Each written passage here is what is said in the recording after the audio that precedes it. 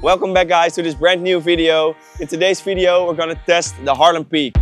We took this big air machine from Harlem out in light winds to test its low-end performance, and of course we also pushed it in the kind of conditions it's truly built for.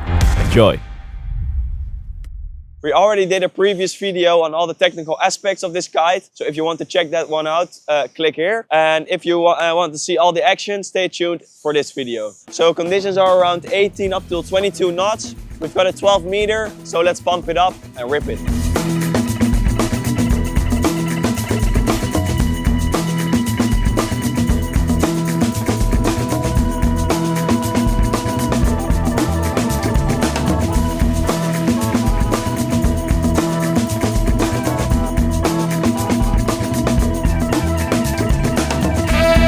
So in combination with the Harlem Peak, we also got the Harlem Ascent. It's a new kiteboard from Harlem, which is especially designed in combination with the kite. Before we're gonna ride the board and the kite, Aaron Hadlow is gonna tell you everything about this brand new Harlem Ascent kiteboard.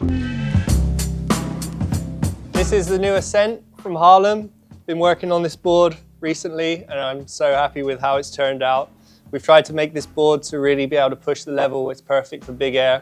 But then also being able to push your limits no matter your level of riding. So some of the features on this board, we tried to give it a good rocker line, a really smooth and comfortable feel, but there's carbon in it as well. So we have unilateral carbon paired with biaxial carbon, and that allows for a really stiff center. And then as you go out to the tips, there's glass. So the tips are a little bit more flexy with a really solid center section. So that gives you a really good platform and really good responsiveness and stiffness in the center. So when you're landing, it reduces reverse flex and then gives you a really solid landing. So that's super cool. We have some really nice channels as well.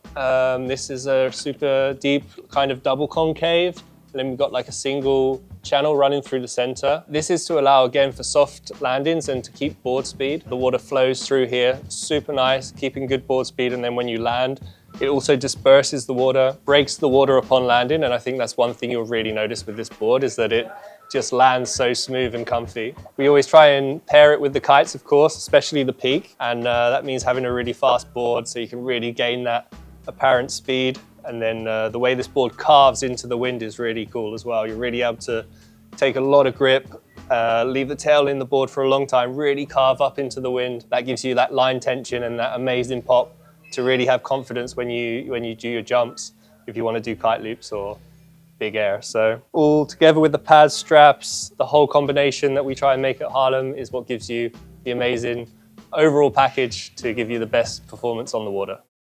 Okay, so I have to be honest, it's definitely quite a while back since I've rode a 12, so I was not that enthusiastic about riding a 12. But this one actually really feels nice for a 12. Feels smaller, and I think I can have a really good session with it. So now enough talking about all the gear, let's shred it.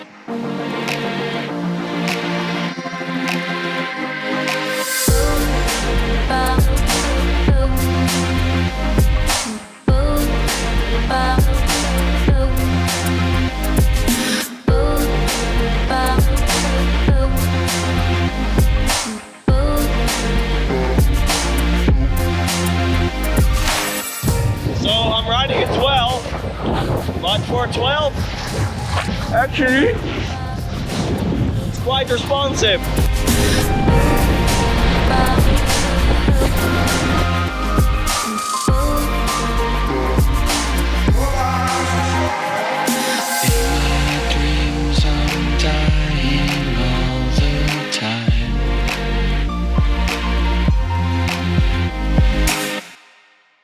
So we're wrapping up the day. I had a really good session on the 12 meter Harlem Peak. So you guys all know where this kite is really made for, and that's strong winds. So let's go.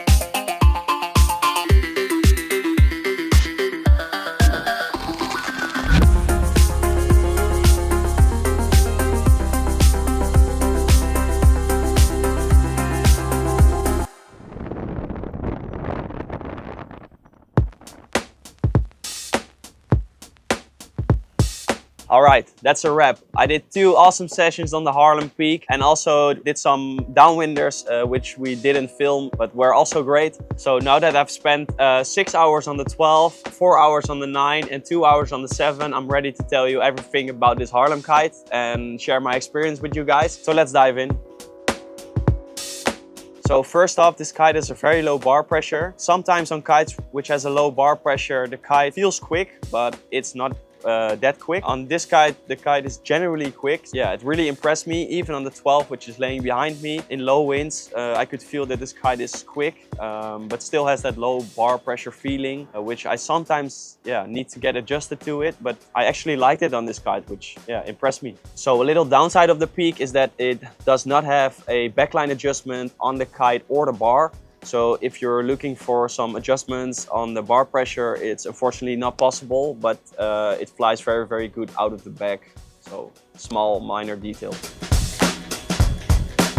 So riding the kite in higher wind speeds, the high end and the combination of the low bar pressure is super nice and smooth. Yeah, like I said, I rode the 9 and the 7, and of course the 9 gives a little bit more of an aggressive feel. Yeah, so the loops were very nice. The 9 was a little bit more aggressive compared to the 7, but it all felt very, very smooth, especially on the 7 and the 9. I liked it more than on the 12, which is actually pretty logical because it's made to use on higher wind speeds instead of lower wind speeds, but sometimes on a spot you still need that 12. I rode them on both on 22 meter lines, which is also recommended.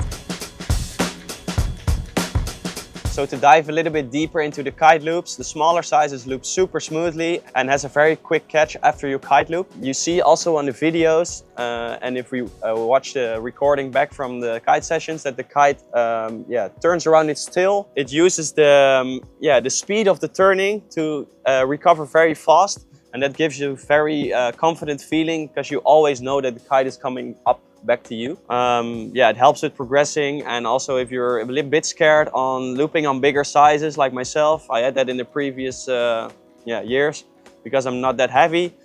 You definitely won't have that feeling with this Peak. If you work the kite, it still has that very, very quick new school kite loop, especially on the smaller sizes, of course. So you definitely feel that this kite is made for those big single megaloops on an 8 and a 9. All the sizes I tested, the upwind draft of this kite is very noticeable. It drives you upwind and wants to accelerate all the time, which is also a common feature on the brainchild construction kites. So now let's talk about boosting and hang time. Of course, a very big aspect of a big air kite. So the takeoffs are super vertical and explosive. So if you have your takeoff, it takes you up very quick and fast.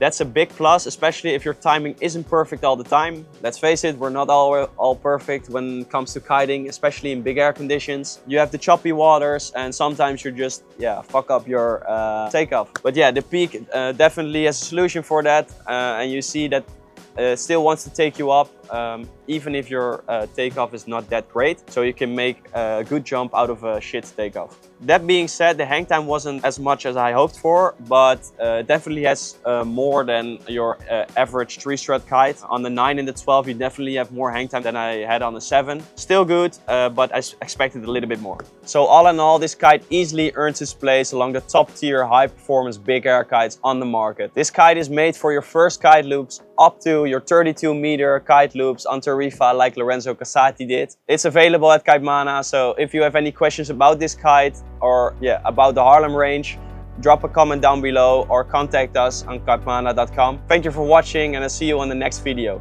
Ciao!